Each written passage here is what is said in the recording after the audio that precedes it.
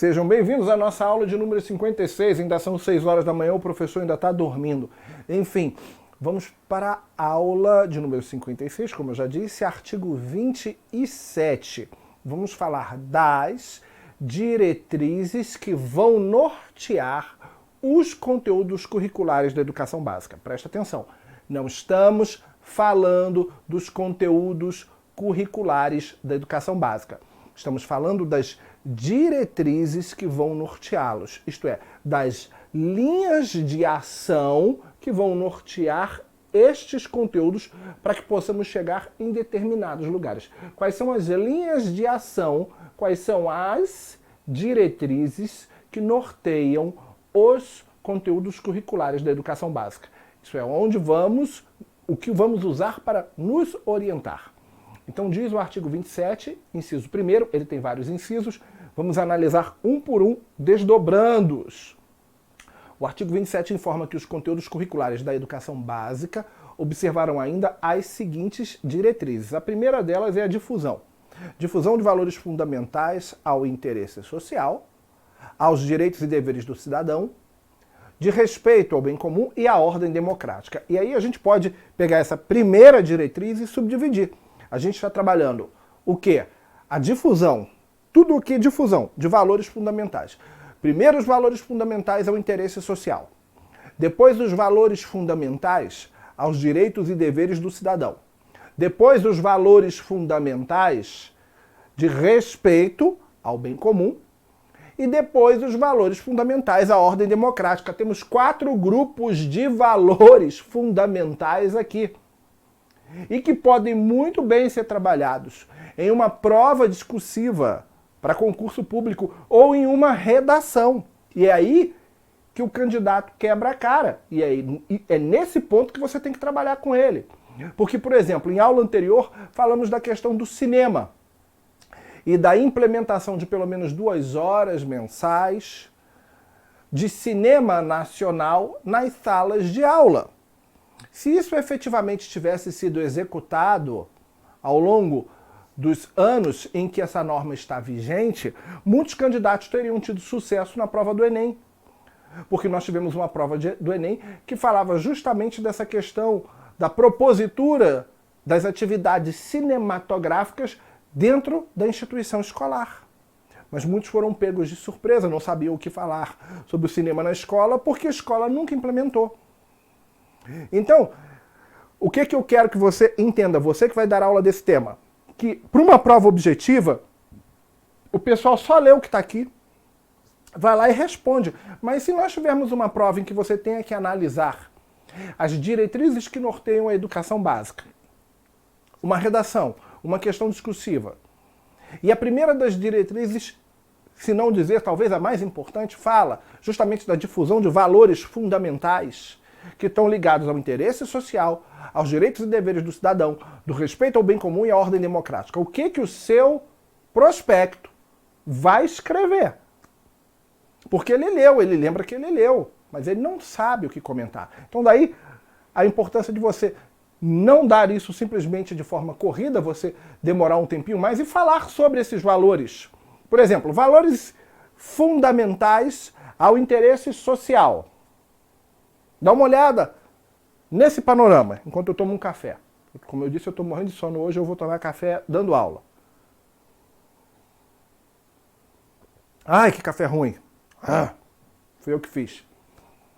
Bandido bom é bandido morto. Todo mundo já ouviu falar isso. Tem até um presidente que se elegeu falando isso. Quando eu falo bandido bom é bandido morto, eu estou afirmando um valor fundamental ao interesse social. Eu estou fazendo isso sim, perceba. E quem é que decide quais são esses valores que são fundamentais ao interesse social? E que valores são estes? Perceba que é de uma tremenda falta de conhecimento, de vivência e, se não dizer, de inteligência emocional quando você difunde um valor dessa natureza. Bandido bom é bandido morto. É falta de inteligência emocional. Você pode até pensar assim, mas saiba, Por mais que cognitivamente falando você seja uma pessoa inteligente, emocionalmente você não é, quando você expressa esse tipo de valor fundamental ao interesse social. Quem expressa isso não é inteligente, emocionalmente falando. É desequilibrado, emocionalmente falando, é um desequilibrado. Porque não raciocina, age de maneira passional no seu dia a dia. Porque se você começar a analisar isso que alguns defendem como valor fundamental, você vai chegar a conclusões óbvias. A primeira delas, existe pena de morte no Brasil? Não. Você sabe que não. Não existe. Então querer o infrator, querer o bandido morto, não é justiça. A gente tem que trabalhar com o que a gente tem e com premissas reais. Ah, mas se tivesse pena de morte, não é se tivesse. Tem. Não, não tem. Só em situações excepcionais para crimes típicos de guerra. Em situação que não é uma situação de guerra, que não estejamos vivenciando crimes típicos de guerra, não existe pena de morte no Brasil. Querer o infrator morto não é justiça, é vingança. É vingança. Então, o que você quer não é justiça. Bandido bom é bandido morto. Isso é expressão de quê? De justiça ou de vingança? De vingança. E você sabe muito bem, aprendeu com seu Madruga, que a vingança nunca é plena. Mata a alma e envenena. Ah, você lembra disso, não lembra? Pô, você é professor, vai ser professor. Você assistiu Chaves e assistiu esse capítulo que é um clássico. A vingança nunca é plena, mata a alma e envenena. E por mais que a gente esteja aqui num clima jocoso, e isso não seja uma afirmação científica, o bom senso nos aponta para uma verdade. Uma vingança, ela nunca é plena, ela mata a alma e ela envenena. Então raciocina. Agora raciocina de forma não passional. Vamos usar da inteligência emocional a nosso favor. É você que gasta o seu dinheiro mantendo o sistema prisional. É você, contribuinte, que gasta o seu dinheiro mantendo o sistema prisional. Ele é custeado com dinheiro dos impostos. Então você gasta o seu dinheiro para manter o bandido preso. É o seu dinheiro que vai manter aquele cara no alojamento, vai dar água, vai dar comida, vai dar vestimenta, vai dar segurança. Então você gasta o seu dinheiro para manter o indivíduo no sistema prisional em uma situação de agonia e sofrimento, que é a realidade da maioria dos presídios desse país. E aí você mantém o indivíduo em agonia e sofrimento. Você está pagando para manter o cara em agonia e sofrimento, um cara que não vai morrer ali em regra, ele vai ser solto. Esse indivíduo vai ser solto e vai voltar para a rua, depois de ter passado anos de agonia e sofrimento. Como é que você acha que ele vai voltar para a rua? Melhor do que o que ele entrou? No sistema prisional? É óbvio que não. É óbvio que não. Então você dizer bandido bom é bandido morto já não cabe, porque isso é falta de inteligência emocional, isso não é justiça, é vingança. Então bandido bom é bandido preso, mas todo bandido preso vai ser solto um dia.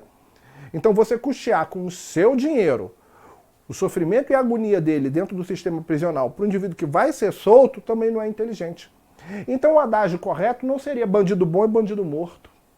O correto seria bandido bom é bandido ressocializado, é bandido recuperado. Isto é, voltando aqui, isto é, depois de uma reflexão, um valor fundamental de interesse social.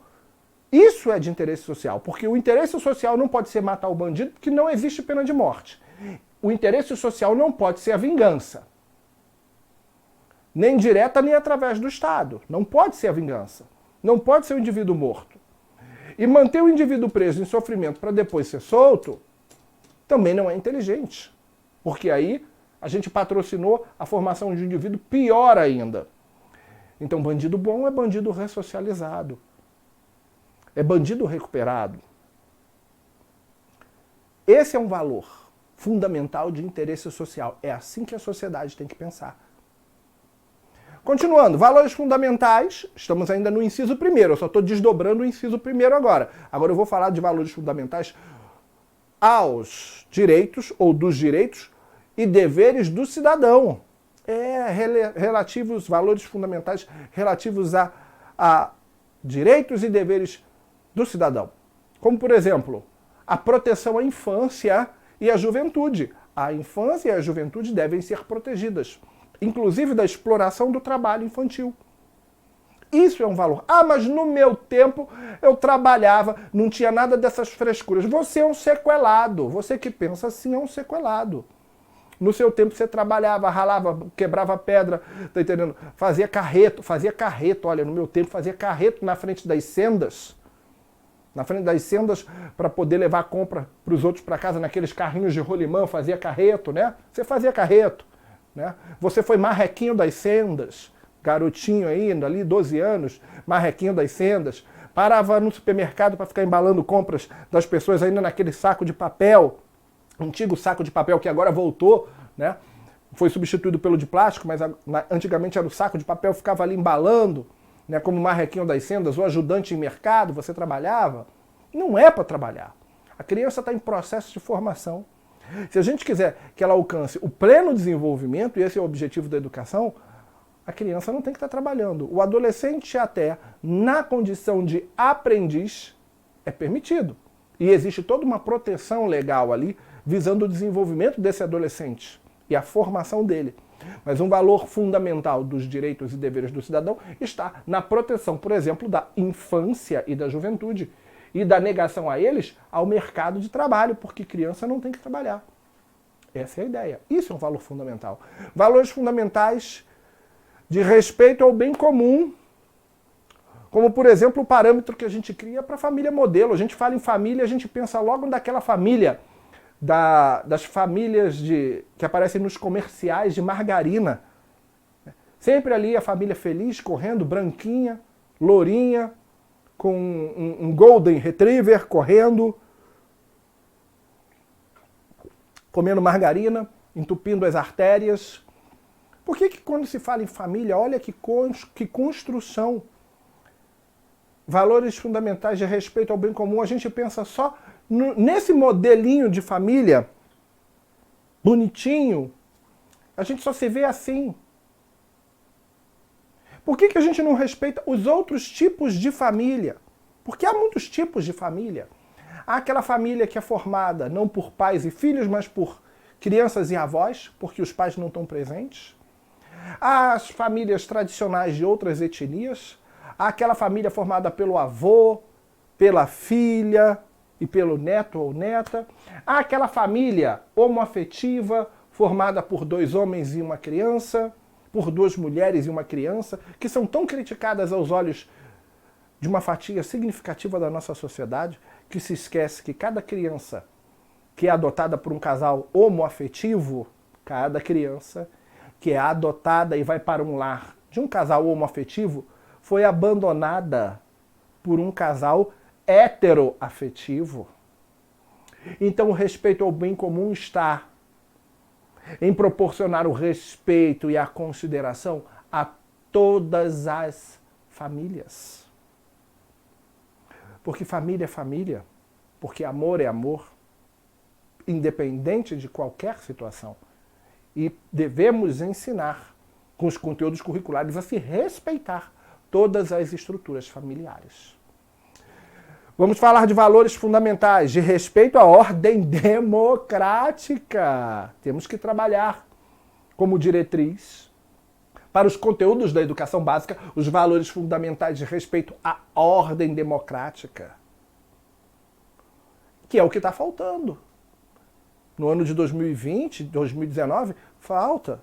Cansamos de ver inúmeras manifestações em Brasília, em São Paulo, no Rio de Janeiro, de caráter antidemocrático, pedindo intervenção militar nos poderes. E olha que todos vocês sabem que eu sou militar. Negativo, não queremos intervenção militar. Os militares não querem intervenção militar. Por que tem civil pedindo intervenção militar? Ficaram loucos?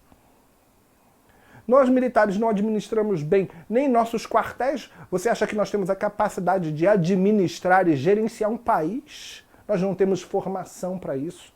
Nós não temos redes de relacionamento para isso. Se existe alguma fatia de militares oficiais que de repente tem esse tipo de interesse, uma coisa é ter interesse, outra coisa é ter competência. Por que tem civil pedindo intervenção militar? Eu fico pensando. E pior, como é que nós temos um presidente que participa de manifestações onde se pede intervenção militar, quando o princípio é o de respeito a valores fundamentais, de respeito à ordem democrática. E aí você tem um presidente participando de uma manifestação antidemocrática? Isso é incabível. Isso é violação das diretrizes que norteiam os conteúdos curriculares para a educação básica. Então, pessoal, fazendo uma edição aqui nessa partezinha final da aula, na aula de número 56, vamos para o artigo 27, inciso 2. Então, dando continuidade ao estudo da aula 56, temos que os conteúdos curriculares da educação básica observarão ainda as seguintes diretrizes.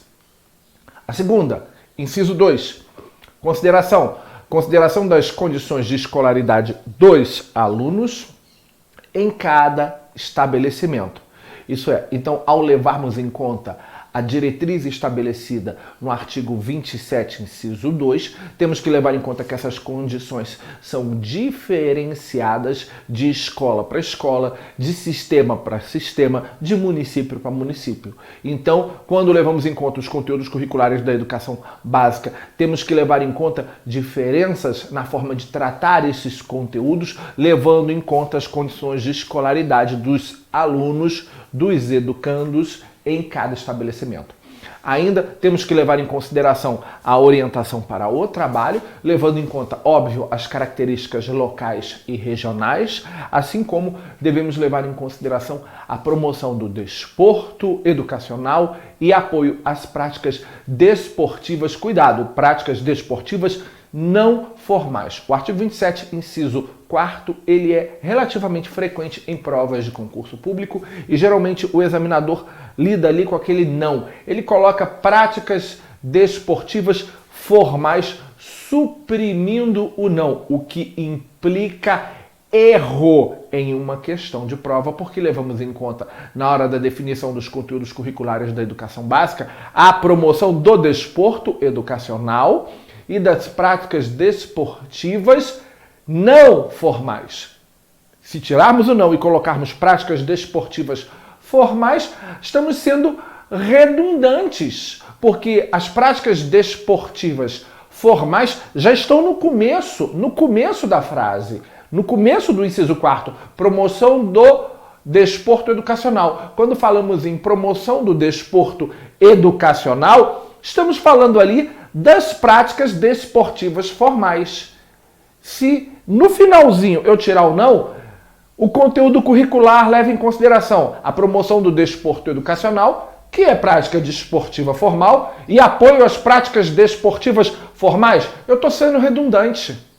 Então eu quero práticas desportivas formais, e elas estão ali na primeira parte do inciso 4º. Promoção do desporto educacional é o mesmo que práticas desportivas formais. E apoio a práticas desportivas não formais. Eu quero desporto formal e eu quero desporto não formal, sendo levado em consideração dentro da definição dos conteúdos curriculares para a educação básica. Ficou claro isso? Um grande abraço, fique com Deus e até o nosso próximo encontro.